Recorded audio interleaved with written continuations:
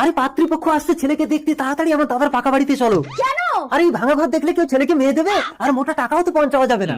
পনের টাকার লোভে তুমি পাকা বাড়ি দেখাচ্ছ, যখন বৌমা বিয়ে করে আসবে দেখবে কাঁচা বাড়ি, তখন তো বৌমা পালাবে। আরে এখন সরকারি সার্ভে হচ্ছে, যাদের ভাঙা ঘর কাঁচা বাড়ি তাদেরকে সরকার পাকা বাড়ি দিচ্ছে। সরকারি ঘর পাবো?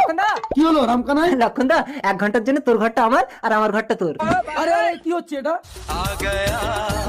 আরে আরে পাত্রীপক্ষ আসছে, বসতে দাও বসতে দাও।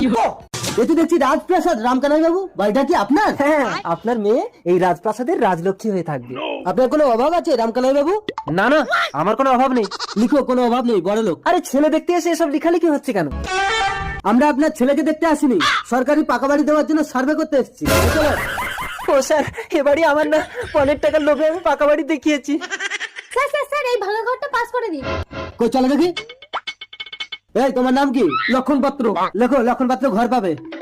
আরে এটা আমার ঘর। এই বেরো।